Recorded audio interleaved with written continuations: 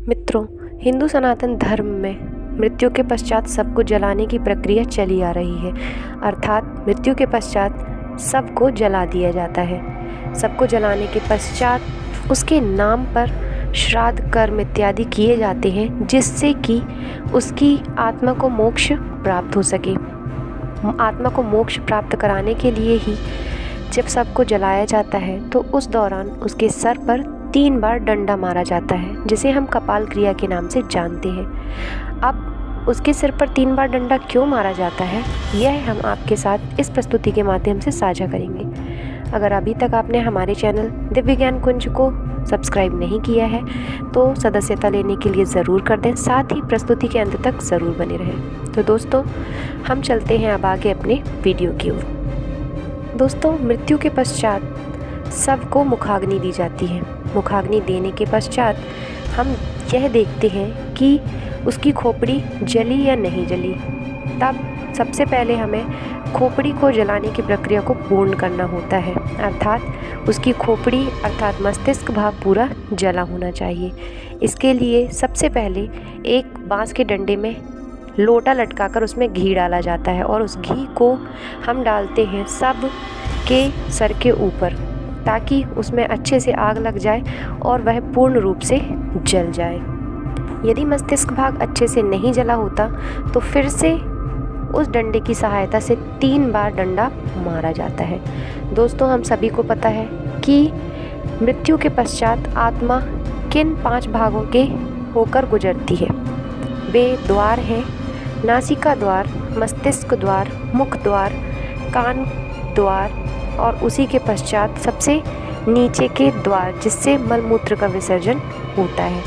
तो दोस्तों, जो लोग पुण्य आत्मा वाले होते हैं उनके शव तो ऊपर के इंद्रियों के माध्यम से अर्थात आँख, कान, मुख, नाक इत्यादि की सहायता से निकलते हैं, परंतु जो पापी लोग होते हैं उनके प्राण गुदा द्वार द्वारा बाहर निकलते हैं। अब दोस्तों, हम जानते हैं कि मस्तिष्क पर डंडा मारते क्यों हैं। दोस्तों, श्राद्ध पुस्तिका नामक एक पुस्तक में हिंदू धर्म के अनुसार सबको जलाने की संपूर्ण विधि दी गई है। साथ ही गरुड़ पुराण के अनुसार मस्तिष्क में स्वयं ब्रह्मा का निवास होता है और हमारे मस्तिष्क के मध्य भाग में ब्रह्मरंध्र होता है, जिसे हम पंच तत्व के नाम से भी जानते हैं। इस ब्रह्मरंध्र को नष्ट करना अति आवश्यक होता है। यदि यह ब्रह्मरंध्र नष्ट नहीं होता तो हमें संपूर्ण रूप से मोक्ष की प्राप्ति नहीं होती। अतः इस ब्रह्मरंध्र को खत्म करने के लिए भी मस्तिष्क पर डंडा मारा जाता है, जिसे हम कपाल क्रिया के नाम से जानते हैं। हम सभी जानते हैं कि हमारे शरीर में 7 चक्र विद्यमान हैं, जिसमें से सबसे ऊपर जो मस्तिष्क भाग में होता है उसे कहते हैं सहस्त्रार्ध चक्र। यह हमारे ब्रह्मरंध्र अर्थात मस्तिष्क के मध्य भाग में स्थित होता है। अर्थात हम यह कह सकते हैं कि जहाँ पर चोटी बनाई जाती है उस स्थान पर यह चक्र विद्यमान होता है और इसका संपूर्ण संबंध होता है ब्रह्मांड पंच तत्व से। हम सभी जानते हैं कि जब हमारे शरीर के ये 7 चक्र जाग जाते हैं तब कोई भी मनुष्य मोक्ष प्राप्त अवस्था में पहुँच जाता है।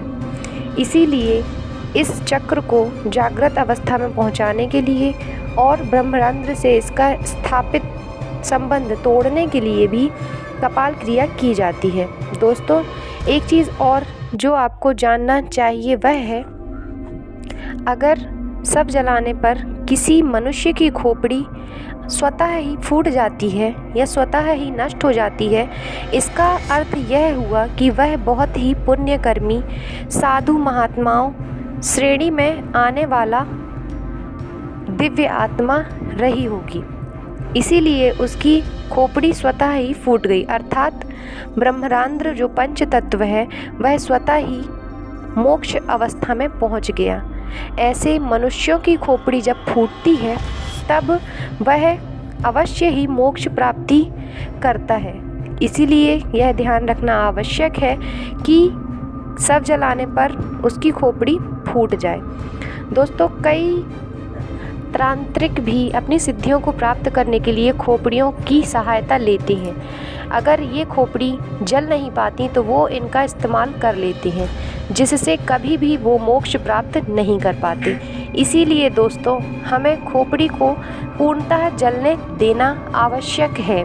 यह भी माना जाता है कि यदि खोपड़ी अध जली रह जाए तो अगला जन्म जो व्यक्ति का होता है वह पूर्ण विकसित नहीं होता। इसलिए खोपड़ी का पूर्ण जलना अति आवश्यक होता है। इसी के साथ दोस्तों अगर हमें अगले जन्म में जाना है तो ब्रह्मांड पंच तत्व का विलीन होना बहुत ही आवश्यक है। इसीलिए भी खोपड़ी के द्वारा उस पंच तत्व ब्रह्मांड को विलीन करना अति आवश्यक हो जाता है। तो दोस्तों इसीलिए कपाल क्रिया की जाती है।